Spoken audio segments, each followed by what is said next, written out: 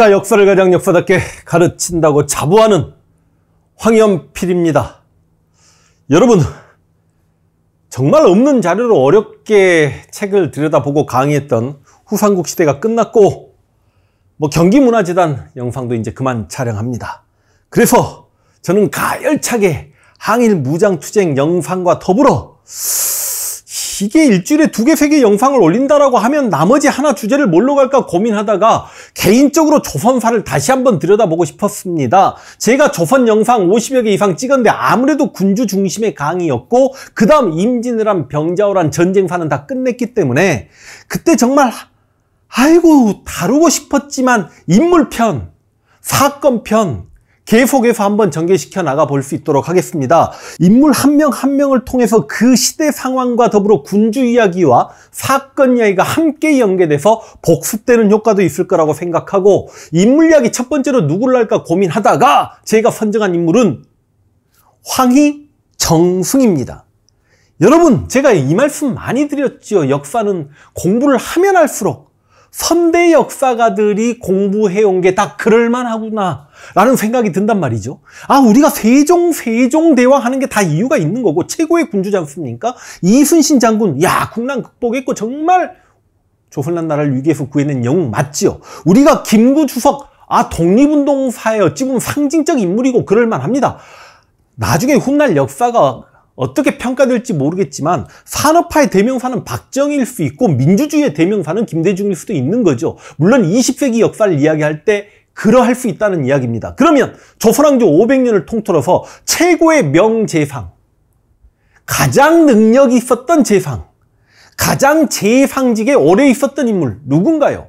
황희정승이죠. 저는 요즘에 유튜브에서 황희정승 가지고 참 조회수 많이 나오는 황희정승이 어찌 보면 세종대왕이 노예처럼 부렸고 혹사시켰다 이런 데 초점을 맞춰서 황희를 들여다보려고 하고, 황희가 청백리가 아니었다 그런 기록이 있습니다. 오늘 제가 다 말씀드립니다. 그런데 초점을 맞춰서 뭔가 어그로를 끌려고 하는데 우리는 그러지 말고, 어떻게 해서 황희란 인물이 이 시대까지 최고의 명재상으로 어린아이들까지 알만한 이름으로 전해져 내려왔는가? 진짜 황희가 그럴 만한 인물인가?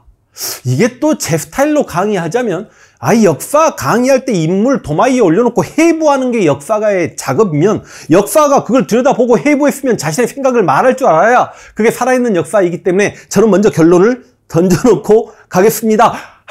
입에서 욕 나올 뻔했습니다. 조선왕조 500년 동안에 황희에 필적한 정승은 없습니다. 작금의 시대 21세기에도 제발 지금 대한민국에도 황희 같은 정치인 한 명만 있었더라도 할 정도로 황희는 정말 대단한 사람입니다. 결론을 계속 먼저 말씀드리는데, 우리가 보통 이렇게 이야기하죠.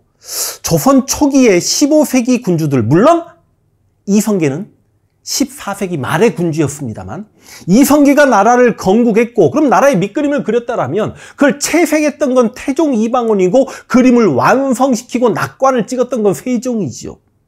굳이 관료 사회에서 한번 보자라고 이야기하면, 조선이 건국될 때 최고의 관료 재상은 정도전이었고, 정도전이 조선의 그림을 그리고 싶어 했죠. 성리학적 통치 이념을 실현시키고 싶어 했죠. 백성을 근본으로 하는 민본적 통치를 한번 해보고 싶어 했죠. 그리고 재상 중심의 정치를 하려고 했죠. 그런데 참 역사가 아이러니인 게, 그 정도전을 태종 이방원이 죽였단 말이죠.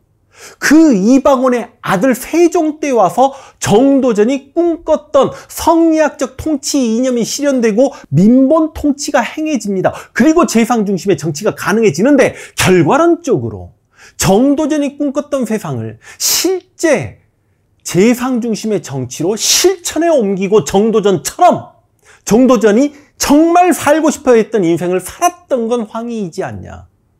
황희는 여러분 고려시대 태어납니다.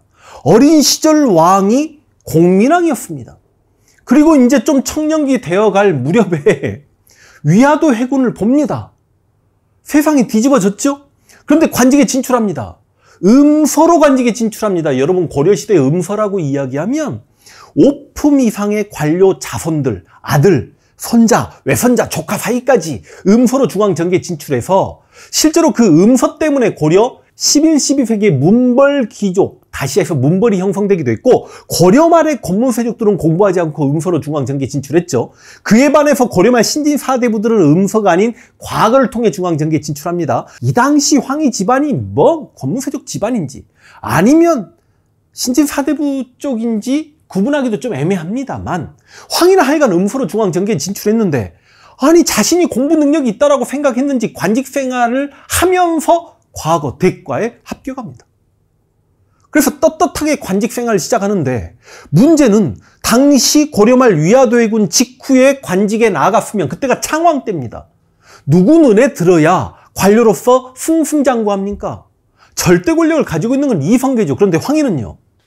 그러니까 내가 황희를 정말 높게 평가하는 건, 와, 이 말씀 드리고 시작했어야 되는데, 너 혹시 장수왕 씨냐? 예, 맞습니다. 저 황희정승 23대 손 열성공파, 황희정승의 셋째 아들, 황희정승 자식들 중에는 그나마 가장 잘 나가서 2대에 걸쳐서 영의정까지 했던 그 황수신. 그러면 그 황수신은 제22대의 조상이지요. 그 황수신은 인사청탁 받아먹고 뇌물비리 있었던 탐관오리라고 해도 할 말 없습니다. 저는요, 제가 언제 성씨 한번 이야기해야 되겠습니다만, 제가 100% 진짜 황희정승의 핏줄이라고 100% 장담하지 못합니다.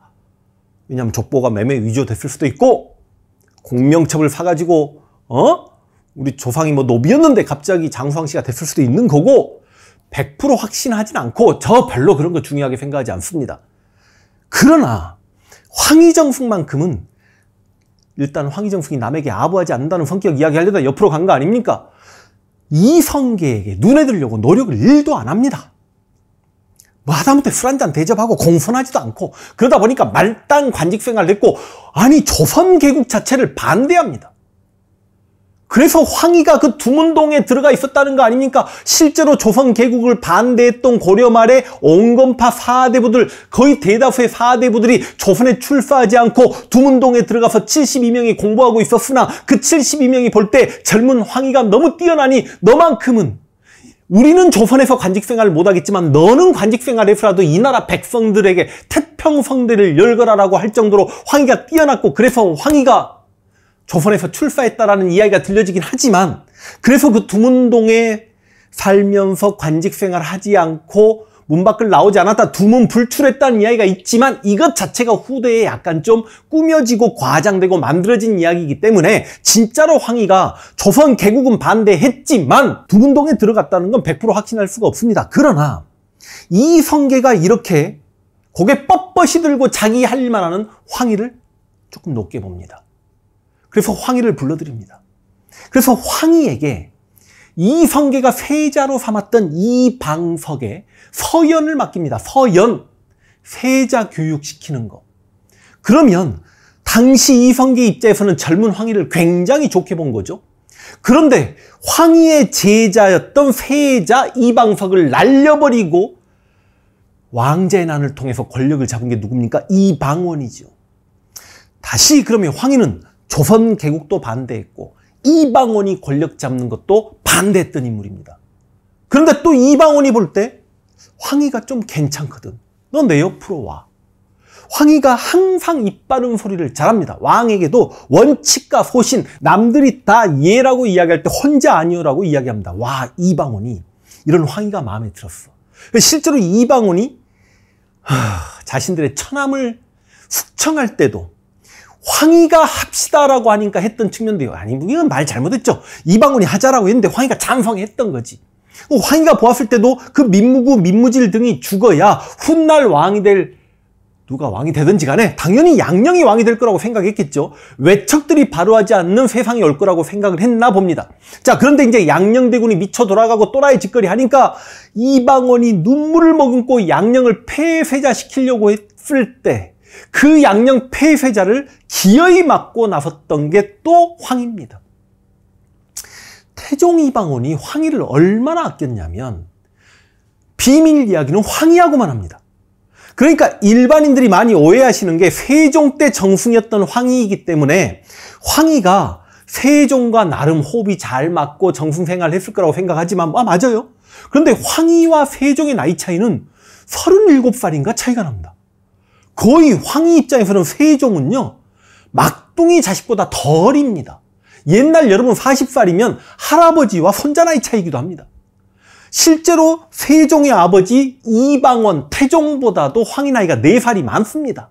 옛날 용의 눈물 드라마에서 그 유동근 씨가 조금 더 나이가 있었고 황희가 젊은 도승지 역할로 나왔기 때문에 황희가 더 젊었을 거라고 착각을 한다면 절대 그렇지 않단 말이죠.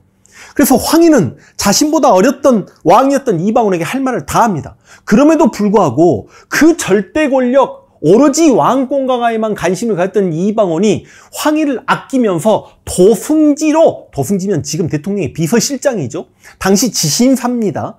그 옆에 두었던 이는 황희를 그만큼 믿었던 때문인데 이런 말까지 합니다.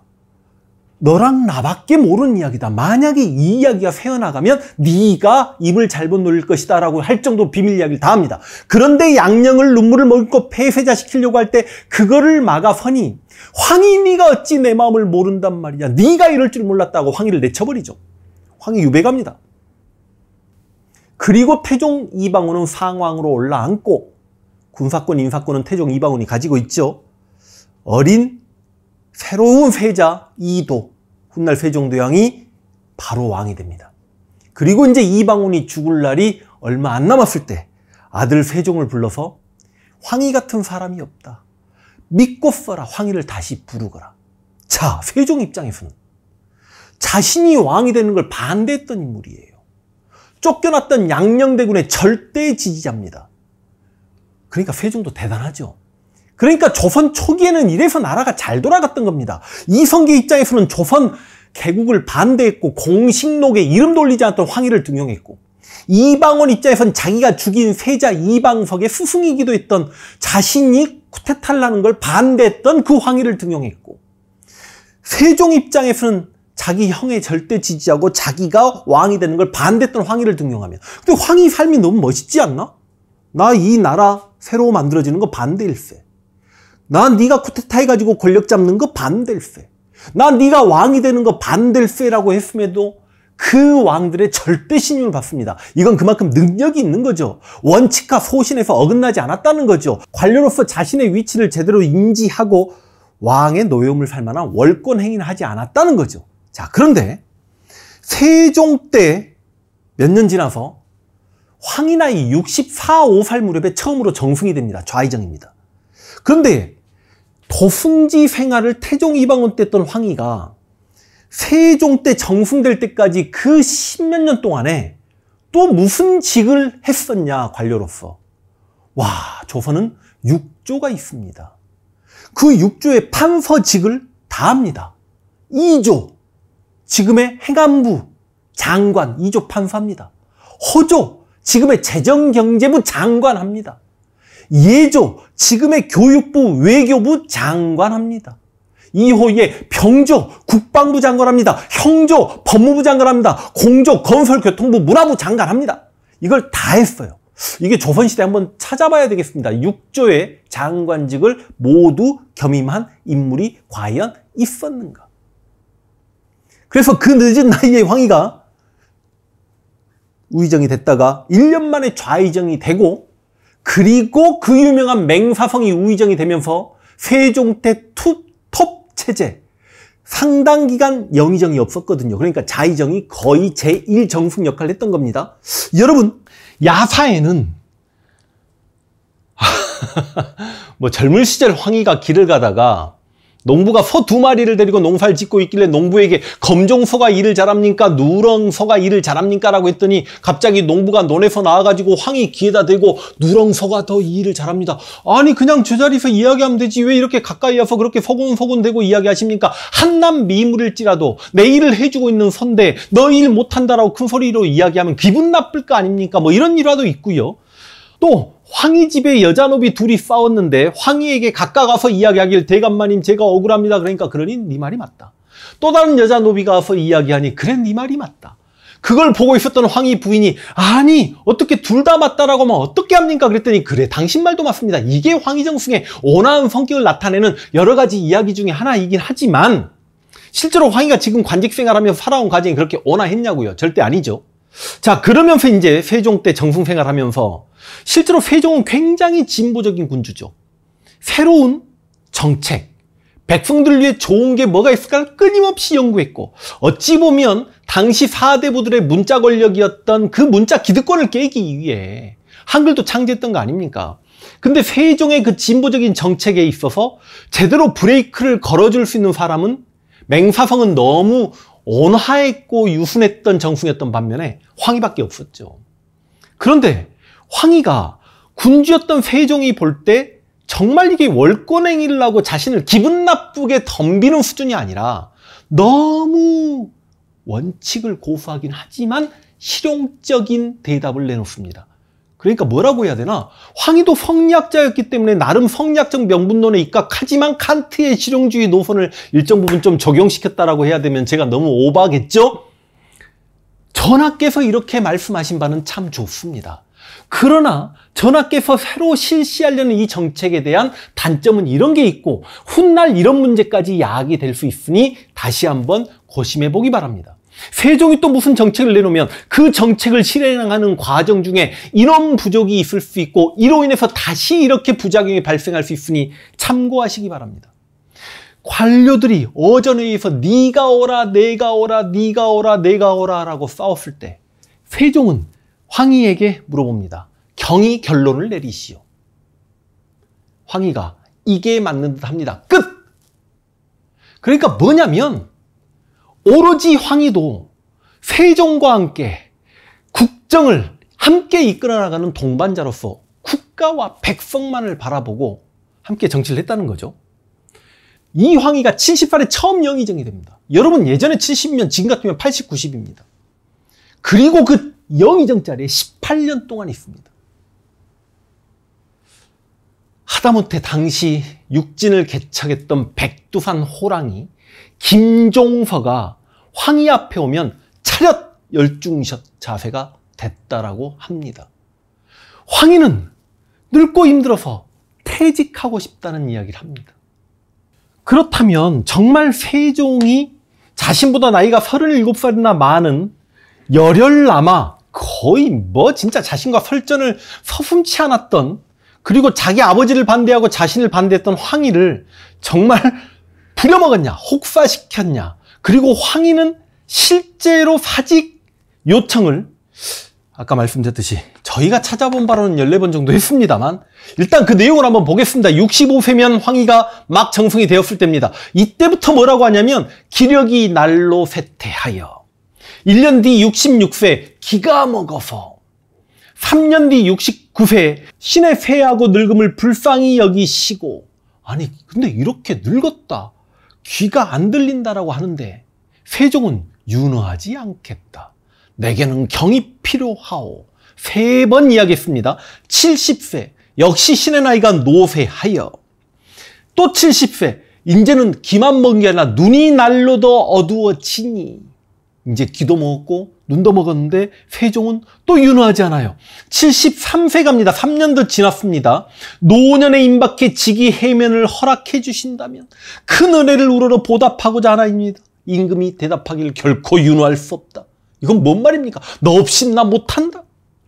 그 다음 74세 이젠 종기도 났어. 피가 그치지 않아. 좀 살려주세요라고 하는 거예요. 그래도 세종이 윤허하지 않습니다.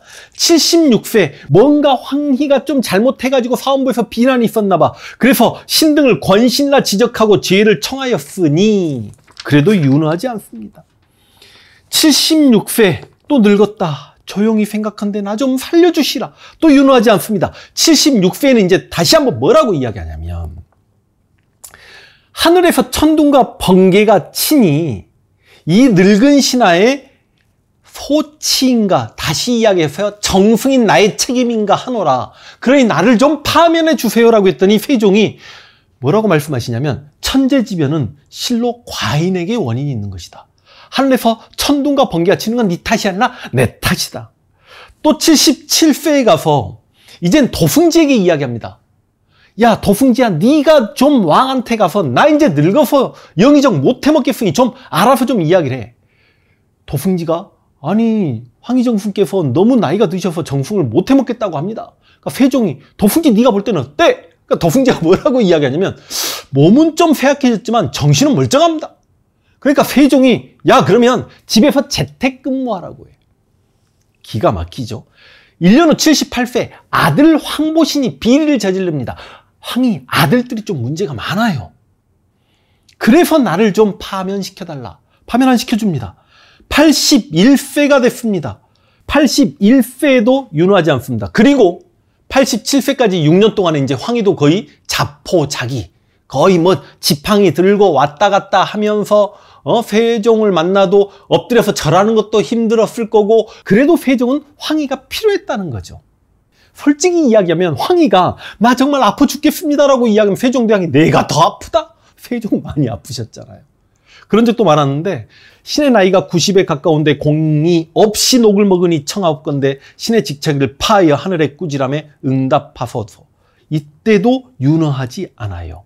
그리고 다시 몇 달 후 87, 이게 진짜 세종 죽기 4개월 전입니다. 황희를 영의정 부사표수를 두고 물러나게 하였다. 여러분, 정승 생활을 20년 동안 했으면 우리가 이런 것도 생각을 해봐야 됩니다. 조선의 관료들이 과거 시험을 통해서 중앙정계에 진출했을 때 그들의 꿈은 정승입니다. 근데 당시 능력 있는 40대, 50대, 60대 관료들이 황희라는 인물 한 명 때문에 영의정 자리는 밟아볼 수도 없었습니다. 그러면 그 많은 능력 있는 머리 뛰어난 사람들에게 시기 질투의 대상이 될 수 있었음에도 불구하고 황희를 시기 질투하는 글은 찾아보기 어렵습니다. 황희가 살아오면서 누구에게 아첨하고 뇌물을 바쳤다라는 글은 찾아보기 어렵습니다. 그런데 대신 황희는 청백리는 아니었다. 황희가 정승 생활을 그렇게 오래 했기 때문에 나름 재산이 있었겠죠. 파주 땅 상당 부분 있었다라고 합니다. 그러나 이런 야사도 있죠. 단벌 옷 하나만 입고 살았다라고 하는데, 눈이 오는 날 옷이 젖어가지고 내일 아침 또 조정에 나가야 되니 옷을 빨리 말리고 여기가 찢어졌으니 꼬매주세요라고 부인에게 이야기했는데, 옷을 꼬매려고 옷을 찢어놓은 상태에서 갑자기 세종대왕이 황희를 찾으시니, 야, 그 솜이 관복 아래로 흘러나온 상태로 세종을 만났고, 그래서 세종이 놀래가지고 비단 옷을 하사했다라는 기록이, 야사가 있고 실제로 비단을 하사했다는 기록은 있습니다. 그러니까 진짜 청렴결백했는지, 진짜 청백리인지 여기에 대한 제 대답은 오리 이원익 같은, 그리고 맹사성 같은 완벽한 청백리는 아니었습니다. 그 청백리 맹사성도 황희와 함께 큰 잘못을 하죠. 서달 사건이라고 황희 사위가 아래 하급 아전을 두드러 패다가 죽여버리는 일이 발생했으나, 황희와 맹사성이 그 서달을 살리는데, 서달의 아빠가 지금으로 치면은 법무부 장관, 형조판서지 않습니까? 그 서달을 살리려고 힘을 썼다가 세종에게 걸려가지고 황희와 맹사성이 같이 파직 당한 적도 있습니다. 근데 이 사건 말고는요, 정말 황희는 관직 생활하면서 잡음이 없습니다. 그런데 여기저기 유튜브에서 황희는 청백리가 아니었다, 황희 실상은 이러했다라는 영상들이 상당히 많이 제작이 됩니다. 이유가 있습니다. 세종실록에 사관 이호문이라는 인물이 황희욕을 잔뜩 해놓습니다. 그 중에 박포 어렵죠? 제2차 왕자의 난 때 이방원의 친형이었던 이방간 편을 들었던, 쉽게 이야기하면 이방원이 자기 형의 쿠데타를 진압하고 형은 유배를 보냈지만 박포는 사지를 찢어 죽인단 말이죠. 그 박포 아내를 황희가 집에 숨겨놓고 계속해서 간통을 했다. 그리고 누구누구로부터 말을 받고 관직 자리를 잡아주고, 그 다음에 이렇게 크게 잘못한 사람도 변호하고 이래저래 했다라는 엄청난 기록들이 나옵니다. 이 호문이라는 사관이 이 황에 대한 비판 기록을 쭉 써놨습니다. 이게 세종실록입니다. 자, 그런데 단종실록에 보면 당시 최고의 문인이었던 정인지가 김종서 황보인은 개유정난 때 세조 수양대군에게 날아갔던 영의정, 좌의정이었던 인물이죠. 그리고 나중에 그 사륙신으로 유명한 성삼문, 정창선, 최양 등은 일반인에게 좀 어렵다고 하더라도 우리가 정말 훌륭한 인물로 알고 있는 정인지, 김종서, 황보인은 좀 훌륭하다고 하기는 그렇고, 성삼문까지 이런 사람들이 모여서 논의를 합니다. 도대체 이 이호문이라는 작자는 어떤 작자냐? 이호문, 이거 진짜 개차반인 놈이 잤냐, 우리가 알고 있기로. 근데 왜 이렇게 위대한 정승을 깔아뭉갰냐? 이거 이 사람이 거짓말한 것 같다. 나는 도대체 황희정승에 대해서 이런 말도 안 되는 이야기는 들어본 적도 없다. 우리 아버지께서 황희정승을 얼마나 존경하고 사셨는데 어찌 이렇게 황희정승에게 이런 망발을 할 수 있단 말이냐. 김종서야 자신이 가장 살아생전에 존경했던 인물이 황희였기 때문에 당연히 편을 든다 치더라도 젊은 성산문조차 뭐라고 하냐면 이호문 그 역사가가 기록을 남겨놓은 것들이 이렇게 많은데 황희정승 관련 기록을 쓰는 그 종이 페이지만 색깔이 다르다. 이거는 이호문이 마음을 먹고 황희에 대한 왜곡 역사 조작을 했던 것 같다. 그래서 실제로 세종실록에 있는 황희 내용은 다 지워야 된다. 이건 거짓말이라는 결론이 내려졌습니다만 이때 단종실록을 이들이 쓰고 있을 때 이정재 수양대군이 쿠데타를 일으키는 개유정난이 일어나서 이 세종실록에서 황희에 대한 역사 왜곡이 지워지지 않았다는 거죠. 여러분은 황희가 그렇게 뇌물을 받았고 다른 여인과 간통을 했다. 이런 내용에 듣도 보도 못했던 이호문이라는 한 사람의 기록을 믿습니까? 아니면 정인지, 김종서, 황보인, 성산문, 최항, 정찬성 같은 당시 조선 최고 학자들의 명망 있는 학자들의 양심적인 실록 기록을 믿습니까? 관직생활 60년을 했다니까요. 60년을 했는데 세종이 그 노인네가 퇴직하기를 그렇게 청했음에도 불구하고 잡았던 건 이유가 있을 거 아닙니까? 그 노인네가 정승자리를 그렇게 꿰차고 있음에도 불구하고 그 밑에 젊은 관료들이 그 황희를 비난하지 않았던 건 뭔가 이유가 있지 않았겠습니까? 돌아가실 때도 하얀 눈썹에 좋은 피부로 돌아가셔서 어디 꼭 신선이 하늘나라로 올라간 것 같다라는 소리를 들었던 황희정승. 야, 조선 개국을 반대에도 등용했고 자신의 쿠데타 반대에도 등용했고 자신이 왕이 되는 걸 반대하고 자기 형을 지지했음에도 등용했던 이성계와 이방원과 세종대왕의 황희 등용사를 통해서 지금 대한민국 정권에서는 자신과 반대가 되면 이거는 뭐 이 전 정권들도 마찬가지였습니다. 용납을 하지 못하고 끌어안지 못하는 황국 정치가 계속되고 있음이 안타깝다는 말씀과 더불어 소신 있게 아니오라고 이야기할 줄 아는 황희 같은 정치인이 현 시대에도 한 명 있었으면 좋겠다는 말씀 드리면서 황희 강의 마무리하겠습니다.